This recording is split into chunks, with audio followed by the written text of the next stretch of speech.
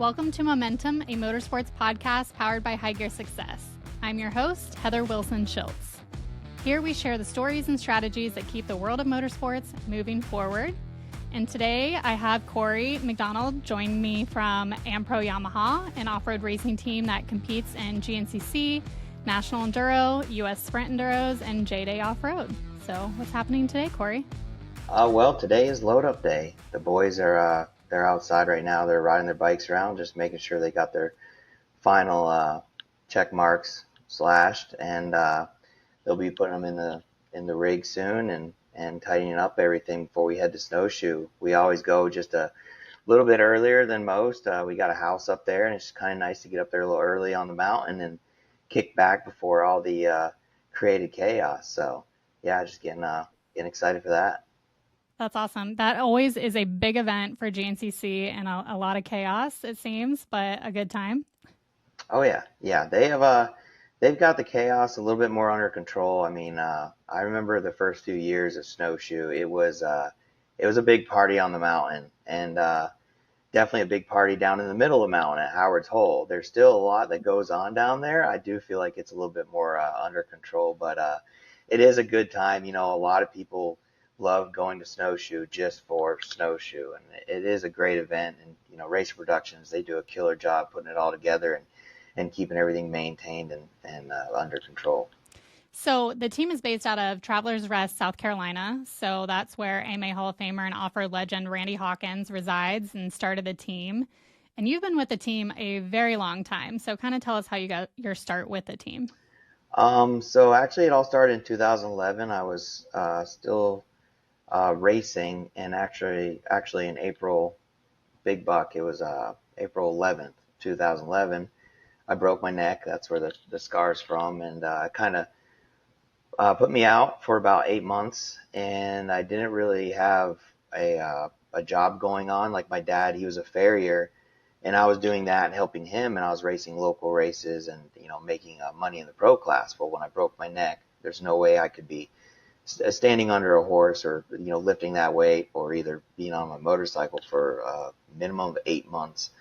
So Randy, I've known him forever since I was a little kid. He was like, hey, you know, I got some light stuff that you could do here at the race shop to help the guys out. And I was like, oh yeah, sure. So just started washing the semi, you know, keeping everything clean. And, you know, the guys thought I did a pretty good job at that. And just one day Randy came out, and he was kind of a little bit in a panic, but he was like, hey, can you work on a motorcycle? And I said, yeah, no, I've done it my whole life, you know, just for myself and for whatever's going on in my garage at home. And he's like, well, if I put you a list together, can you do it for me? And anything else, can Ryan Slagle help you out? And I was like, yeah, no problem. So I went in there. There's a bike there. Obviously, it was one of Jordan Ashburn's, and I went through the list, you know, did everything, and you know, asked Ryan Slagle. I was like, hey, you know, what else do I need to do? And he was like, oh, you can do this. So I did it, and little did I know at first it was one of the race bikes. Until Ryan Slagle was like, hey, this is a race bike. Make sure you can do a good job on it. And I was like, oh my God, okay. At least they didn't add that pressure on you from the beginning. Yeah, he didn't add the pressure from the beginning, and you know, towards the end, it was definitely a little bit of pressure, but you know, I must have did a good job, you know, and then I did it for the remainder of the season after summer, and I tried to get back on the bike, and I did race in 2012, and it was just, you know, I was having fun doing it, more racing the morning. And Randy actually gave me a bike to ride, and I was just telling one of the new guys here at the shop, that was probably the most fun I've ever had. You know, you show up to the race, you're with the rig, you almost feel like you're factory, and you're racing the morning race. I said, and there's no pressure on that. You're going out there, and you're just having a good time. And yeah, so I did that, and you know, I'd overall the mornings back when they did a podium presentation for Sportsman A. But actually at Ironman that year, Rodney Tomlin come up and said, no more. We're not doing Sportsman A no more because of guys like you that don't want to race the afternoon anymore. Come out here and smoke everybody. And I said, oh, that's fine. So that kind of gave Randy a little bit of I don't know, some leadway on a new idea of saying, hey, you're getting to be a little important around here. I don't want you to get hurt anyways. And so how about we just stay off the dirt bike? It's kind of working itself out with the Sportsman A thing. You know, you're not getting on the podium. We're not talking about the bikes anymore. So let's just do that. He says, I see a lot of good coming out of this. And I was like, all right. So, you know, that's where pretty much the end of my racing career happened. And, you know, everybody says, well, which direction would you rather have, you know, being a racer and being a mechanic? And I said, you know, honestly, being a racer was a lot of fun. I really enjoyed it. But the mechanic thing, I would say, has, if you do a good job at it, it has a way longer, like, period there than racing, you know. And racing does open doors. You know, there's ambassador programs, there's, you know, team managers, stuff like that when you come from the racing side. And but yeah, just the injuries and stuff. I see a lot of guys that finish pretty much their career and they are just walking around, you know, crippled in a sense. And then they got to figure out something else to do next for a job. Yeah, they got to figure out something else to do, and you know, hopefully they stay in the industry. And you know, a lot of big names do stay in the industry. I mean, when Jason, like, he's a perfect example. Jason, you know, he broke his leg, I believe one side, he did it 3 times. And we were hanging out the other day and I was looking at it and I was like, God, man, how do you even walk on that? It's just mangled. And, but he used his racing career and opened up the demo program with Yamaha, and he did that forever. And he just now, I believe this year he retired. And he enjoyed it. He had a lot of fun, and now he's having a blast on his equipment. He's got property up the road that he has a little motorcycle track that he runs, and yeah, it's pretty good. It's pretty cool place that he's got up there called the Beach. So you guys have been a Yamaha team the entire time that you've been with the team. Could you imagine having to work on another brand at this point? So the one thing that really helped me with if that ever happened was I started doing a little bit of side work at my house. I don't do it anymore, but I was doing it for about 5 years. So I was really good with brand diversity. If something was ever to change, I was taking in Hondas and Cowies and everything. And of course, I always had something to complain about.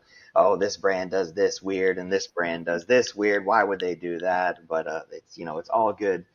There's always good and bad you see in different models, and you kind of learn from that, which is good, working on different ones. But I think Randy's been with Yamaha it's been over 20 years, and he has never mentioned going any other direction.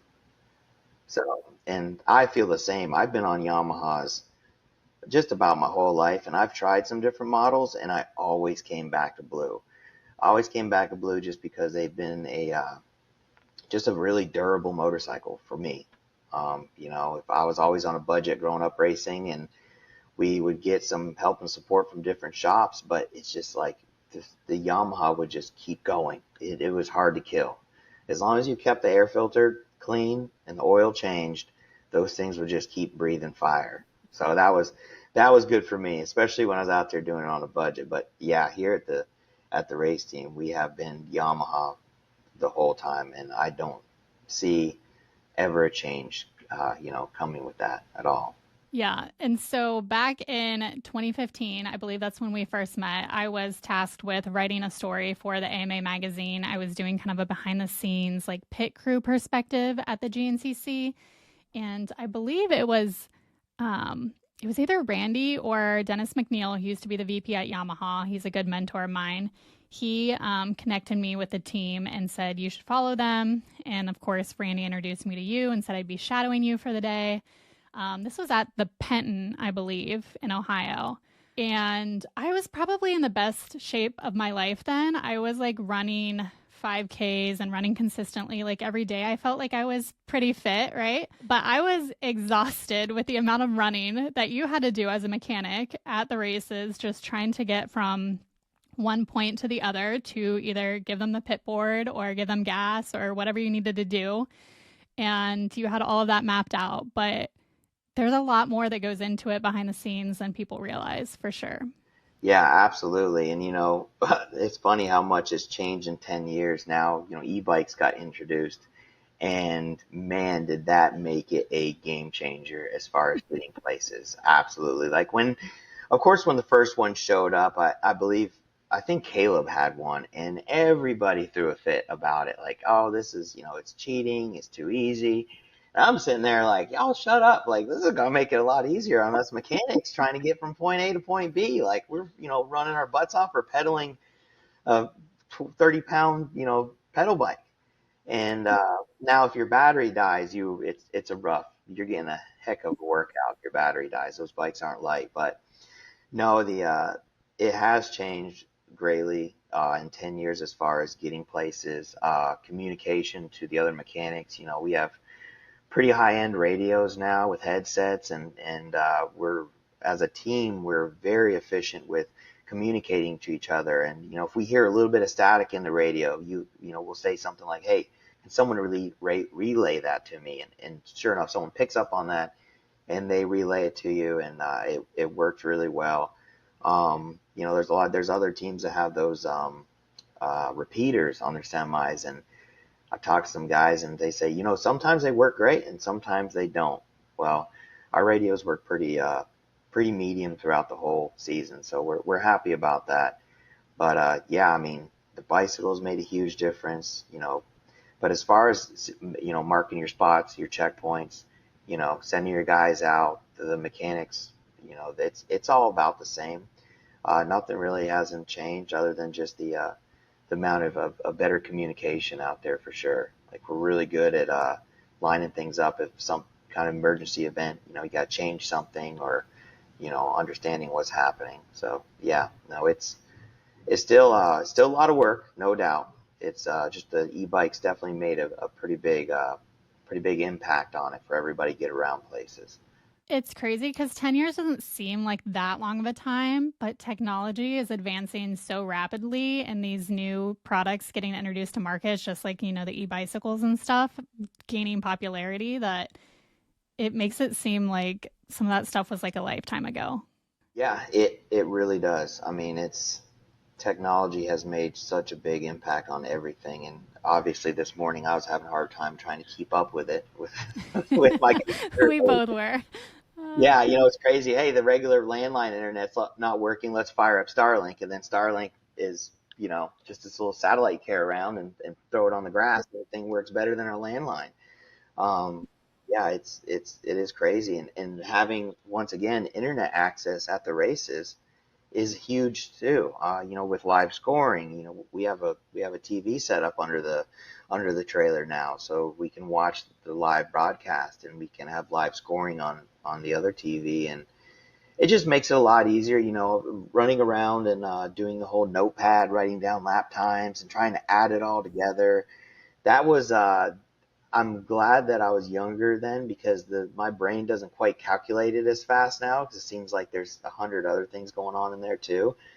But yeah, the technology definitely is a huge help with everything. I mean, to me, if you want to learn something, it's endless if you have internet. It really is. I mean, there's just so much in social platforms and phones, AI, everything. I mean, you could literally ask AI how to adjust your valves on your model motorcycle, and it will tell you. It will give you a really good rundown, and it's unbelievable. If you have a mechanical ability to know what you're doing in a sense of way, yeah, it's definitely a lot easier than it used to be. Before then I had mentors that taught me everything that I know, and I'm always trying to learn and evolve with everything else. That's the biggest thing. You can't be stuck in your ways. You always have to be open and accepting new possibilities and new things to operate on and stuff. So it's a big thing. Is it hard for you when a rider leaves the team for another opportunity? Like, I would imagine over these years that you've had riders that have been there a long time, or riders that are only there for a short amount of time. So is it hard for you to kind of build those relationships and then they go to another team? It's not as hard on me as it is on a couple of the other guys, like Randy and Donnie. They've had a lot of they're really big on loyalty, and I am too. But over the years, I've been really involved with the riders and talking with them, and a lot of them have been really close friends of mine. And so when a good opportunity presents, by all means, you also have to think about your future, your finances, everything like that. And yeah, it would be great. This team is like a family for you, but don't let it affect your financial decisions to, improve your life. So yeah, it is hard. Like, I've had some really close friends of mine that, race for the team, and I've been really close to them. But like I said, I understand if there's an opportunity and we can't match that opportunity or make it better, then by all means, do what you feel is right. Go with that. So yeah, I'm not gonna hold somebody back for sure. So you guys obviously work with a lot of different series, GNCC, National Enduro, US Sprint Enduro, and J-Day Offroad. So kind of give us a brief rundown, if you can, of who's on the team this year and what it's like to kind of manage all those riders and all those different series from a team perspective.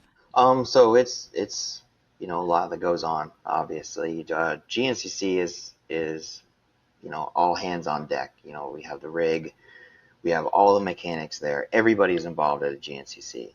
That's 100% how it's always going to be, and it's going to stay that way. Liam Draper, obviously in XE1. Same with Caleb Russell. Him making a comeback out of retirement. And we have our new WXC girl, Danielle MacDonald. This is like her. This is pretty much her rookie year. She's learning. She's young. She just turned 18, so she has tons of potential, no doubt at all. So, as long as she just keeps, grinding away and learning how to ride in these conditions and the atmosphere of the GNCC, she's definitely going to be, a top dog, no doubt. So, she's in our WXC program. And Evan Smith is our contracted enduro rider, but he does occasionally show up to GNCCs, and he does want to race, as many GNCCs as he possibly can. But, the main focus is enduros, and he's having a little bit of issue with his shoulder right now. The beginning of the season, he had injury. He sustained that injury at the first National Enduro. He was sick and had a pretty good crash. It was kind of a bad beginning of the year, and I hope he get back on his feet and everything. Same goes with Brandon Gregoire. He's our J-Day rider. He got the #1 plate last year. He's hit and miss on some of the GNCCs. It's just everybody wants this 3-hour intensity. That's what they're shooting for. So yeah, I like to see him out there every once in a while and showing me what they got. But like I said, their main focus as far as Evan and Brandon goes is National Enduros and then J-Day, and they're really good at both those series for sure. I mean, Brandon, he's a ball fire. I get along with him great. Same with Evan. The best thing about me, it's not hard to get along with. I'm really sarcastic. I'm constantly like giving people crap. Like I don't, I'm not so straight edged. Like I'll be serious when I need to be serious. The guys have all seen it. Last year we were struggling and we had a pretty rough meeting. I pretty much come unleashed, and they all call it the meeting of doom now, and they said that we never want to see that Corey ever again. And I was like, I don't either. Like, I don't want to see that anymore. So as long as we keep giving good results, we don't need to have another meeting of doom. But yeah, the as far as the lineup on that, we have a lot of amateurs too. We have a lot of upcoming kids, kind of like Colton McQuarrie. He's 13 years old, not even old enough to run in the afternoon yet. And he's fast. Like he is a really fast kid. He's on 125. He's overall the morning race. So really looking forward to see what he's capable of moving up in the afternoon. The hardest thing is that 3-hour struggle. That third hour really just shows you if you got it or not. So hopefully during his off season, he's gonna have to really be hitting the gym hard on some making things last a little bit longer as far as cardio and stuff. But yeah, and there's a list of Caleb's little son, his son, he races for us. Sean Raymington Jr., he races for us, and those kids, you give them a dirt bike and you can give them a 55 gallon drum of fuel, and I guarantee you they'll be out of that at the end of the week. When they were in Florida, they just rode and rode. Sean Remington's dad would send me videos, and it'd be almost dark outside, and these kids were riding. So it's really cool to see that, all these guys, coming up and everything. And yeah, we do have an 85 rider also, Hunter Carey. He dominated his class this year. So he's itching so bad to go up in the bigger bikes, and hopefully he'll be able to make that move soon. That's up to Donnie and Randy on that call. And yeah, we do. We got a pretty big family, that's for sure. We all hang out and we try to talk to each other when we can and everything. So yeah, I mean, we still have that. There's even a couple more people that I'm missing. So it's a pretty decent sized program. But going back to our main focus, it's Caleb, Liam, Danielle, and then it'll be Evan and Brandon. So they're, our main guys, our main focus. But yeah, I enjoy every second of it. It's a lot, but I enjoy every second of it. My understanding too is that Randy is kind of starting to take a step back from the team, and Caleb's going to start to take over ownership eventually. I think he's kind of in that transition year. Is that correct, or have things kind of changed? No, that I've heard it. It's more of a rumor, actually, of that Really? happening. Okay. Yeah, Right. it's more of a rumor. You always hear things, but that has never been brought up in a conversation at all between me, Randy, or Donnie, or even really with Caleb. One of the conversations that we had with Caleb was he said at one point he thought about, running a team, but he realized the amount of overhead that you had to have, the amount of money you had to put into a program. And he's like, why would anybody do this? Well, I guess we can set the record straight for now. We can clear those rumors up. So Yeah, no, that's just what I heard. And, I've always maybe, there's been times where like Stewart wanted to start his own thing with Yamaha as a brand.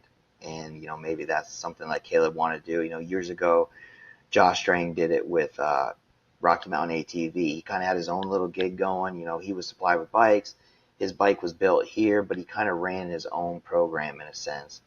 And I think, not 100% sure if that was kind of the case that was going at first, or it still could be. But yeah, like I said, it's, there's always so many rumors, like the Yamaha 350, designing this Yamaha 350. I guarantee you, he would absolutely wish that there was a 350 out there from Yamaha, because he would be on it if there was, no doubt. He liked that performance package when he was on the KTMs. So yeah, that was another rumor, and I say I hate to break everybody's hearts, but much as I want one too, it's not going to happen anytime soon. So yeah, but actually, I believe what his deal is he has a multi-year deal, obviously, and I think it's racing for 2 years, and he's supposed to move into a brand ambassador program, and that's my understanding of it. I try to stay out of that business side of things. Obviously you want to know what's going on just based on the future of what I'm doing. But I've had a couple offers, like, Stuart Baylor tried to start his, or he didn't try, he did. He started his own team with Kawasaki. It's working really well, and he tried to bring me with him for this year. And it was a back and forth thing. It was definitely a really hard decision. Me and Stu have been friends for 23 years, I think. I worked with him for 2 years when he was with Yamaha. I helped make the decision to get him on a Yamaha back in 2020. It was 2020 when he lost his deal with Sherco, and he really didn't have anything. He made that phone call to me, and I went to Randy, and Randy's like, well, what do we do if he gets on the podium or wins? I said, I guess we just give him a contract. So we actually had a really killer year in 2021. Me and Stu, we were definitely burning the candle on both ends, trying to win 2 championships with Enduro and GNCCs. We succeeded in the Enduros. The GNCC was it was a lot of work. We had some issues with things, and we had just some bad conditions at that last race. That Ironman year, never seen anything like it. And yeah, it just didn't work out for us. But that's racing. It sucks. But at the end of the day, we wish we could have won the championship. But under the circumstances, just everything put together as a whole, we didn't. We barely lost it. So, but we did clinch the National Enduro Championship. So that was great. And then 2022, obviously, with us was struggle with him breaking his neck and then fracturing his face. Just a lot of dumb crashes and injuries. But that's, once again, I say that's racing. It happens. It happens to the best of us, no doubt, out there. So yeah, and he went to start his own program, and he did it for a year, and then he was confronted with Kawasaki, with the managers there, and they're like, hey, we want you to, be our main team. And he called me up. He's like, I want you to manage the team. And he said, and I was like, all right. And he went through everything that concluded with it. And I said, well, I've been with Yamaha forever, Stu. And yeah, just out of brand loyalty, I really wanted to stay, with Yamaha, out of brand loyalty, 100%. And Randy too. Randy, he's done a lot for me through my years, and he's taking care of me and everything. So it's just take a step back and go to a different team would definitely be a lot. In the past, when I interviewed you back in 2015, one of the things that you said is that you love a good-looking bike. So are you still a stickler for attention to detail and like cleaning up the bikes and making sure everything looks perfect? I am. It's bad. Actually, beginning of this year, one of the mechanics were in there. He sanded his frame a certain direction, and I was like, "That's ugly." And then after I thought about it, I was like, wow, that was rude, Corey. Um, so I was like, and he did make it different, and it looks a lot better now. But no, I always kind of set an example a little bit. I would really big about these aluminum frames, framing them down, and we use a certain kind of acid, and we use a green Scotch Brite, and then we use an SOS pad, and then we'll hit it with our cleaner, and then we'll go with SOS pad again, and it makes a really big difference. It makes these frames shine, and once you do it, you can't go back. That's the problem. You go down the rabbit hole of using that stuff and making these things look good. And yeah, I mean, our guys, they're into it also, as far as making their bikes look good. Like, and obviously I can't hold back when I don't like the way they look. But they know most time I'm messing with them, like, oh, what the heck is this? There's a bubble right there. But they fix it. They know they fix it, and they're great. The two guys I have in there that are full time, yeah, they kill it. Like I do go over the motorcycles. They always want me to be looking, and I do have an eye for picking things out, which is good. I can walk by someone's bike and see something instantly and be like, oh no, this needs to be changed, or I'll go sit down. I'm looking at something funny, and they'll go, what? What are you looking at? And no, it's just something looks a little weird, but it's good. They like that. They like the reassurance, and I do a lot of the more technical side of things. Like, I'm the one that dives into the engines. I love doing the motor stuff and the electrical harnesses. The nice thing about the new models, there's not much crap that comes on the harnesses, so there's not much to get rid of. And if you have to, I do build our own separate harnesses for our radiator fans and stuff like that. So it makes their life a lot easier. When I can hand them something that's built and ready to go, and all they have to do is put it on the motorcycle, they appreciate that a lot. But I'm still a stickler about the bikes looking good. Like, I at least try to keep them in this window of trying to keep them clean. So. I can remember as a kid coming back and washing my bike after riding, and I'd be like, I'm done, My dad would come back and he'd be like, no, you're not. I'm like, yeah, I am. Like, he'd be like, there and there and there, and like, I wasn't clean enough for him. I didn't care that much to have like the perfect sparkling clean bike, but to him that was important. Yeah. Daryl Raines definitely set the standard for me. He would kind of do what I do now. He'd walk around a bike and he'd have this look on him, and I'm like, what? And he's like, well, you missed a few spots. Oh, where did I miss a spot? And he'd show me, and you'd see him. And it's funny now because when I wash a bike, I always remember those spots, the spots that's in the chain block, the mount, and then, behind the master cylinder guard on the motorcycle, like those places in the linkage. You always like think about that stuff now, and it's kind of the same way. He's like, hey, I want you to take your bike back out there.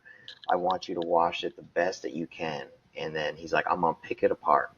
And I was like, okay, yeah, I'll do that. And I did. And sure enough, he'd find something. It'd drive me insane.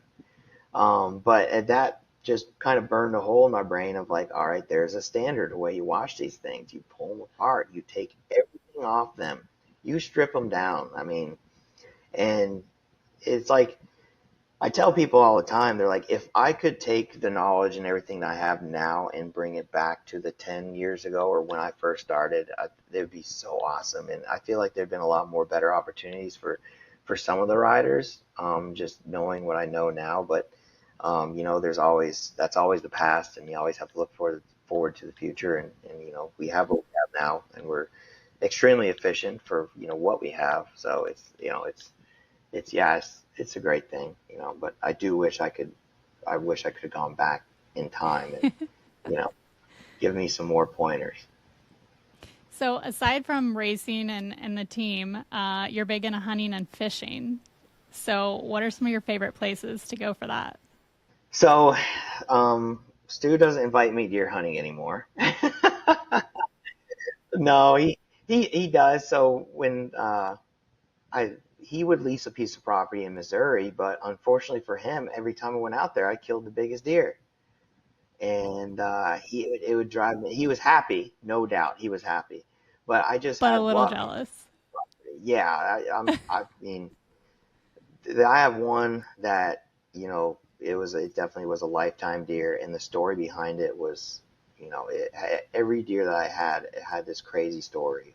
There was no, oh, he walked out when the sun was coming up, and I pulled the trigger on the release, and the arrow went flying. No, it was something crazy every time, especially with Stu. It was always something crazy. But yeah, so for a few years, I was out in Missouri with them. We'd hunt out west, and that piece of property he was leasing, I'm not sure if he still has it, but it was just an amazing place. The deer out there are huge compared to South Carolina. I believe the meat is, because they're eating beans and corn, I believe the meat even was better out there on the deer. I'm big about, the processing and jerky and things like that. Like, we can make a whole deer in the jerky and it won't make it to Christmas. It'll be gone. My dad's same way. He's always making something. Yeah, after the whole with Stu and everything, we kind of split our ways, and he wasn't sure if he was going to get the lease back, and I didn't really bother him about it because he's paying money to have this property, and I just didn't want to overstep anything. If he wanted me out there, he'd invite me out there. There's no problem about it. A lot of people are like, oh, since Stu left the team, you guys, it must not be good. I'm like, what? We've been best friends for 20 something years. That's nothing. That's just work. That's life. Yeah. Like, we have been through way worse than that. So, yeah. But recently, Randy Hawkins, Randy, everyone knows Randy Hawkins, decided to bring me out to Kansas. He has some property that him and a couple other guys are partnered in, and they got a cabin out there. It's a pretty good amount of acreage, and he takes me and Sean Remington out there. And I want to say that there is big bucks out there, no doubt. I just think for the acreage versus Missouri, for some reason, that little golden patch that Stu has had a lot more quality than quantity. Kansas has a lot more bucks. They just don't have these giants that Missouri had. So as far as hunting goes, out west, anybody that is an avid whitetail deer hunter, go out west. Or, as far as like Indiana, Illinois, Kansas, even Kentucky. There's some good places in Kentucky that a lot of my friends get some really nice deer out there. If that's when you're trophy hunting, if you're meat hunting, local's always good. Randy owns about 1,700 acres down in Union County, which is 10 minutes from the big buck GNCC, and my dad lives on that property, and he takes care of it, manages it, and everything else. And that's where I bring the kids. There's nice big box stands there, and it's great for them because my dad used to send me up in a tree in a climber and hit me in the bottom with a stick, like, you need to go up higher. You're not high enough. I'm like 30 feet up. Everything looks small from there. But yeah, I'll take the kids, and they'll go sit in the box blinds. It makes it a little bit easier. My stepson, I have taken him up pretty high in a tree with a crossbow. He's not quite ready for a compound yet.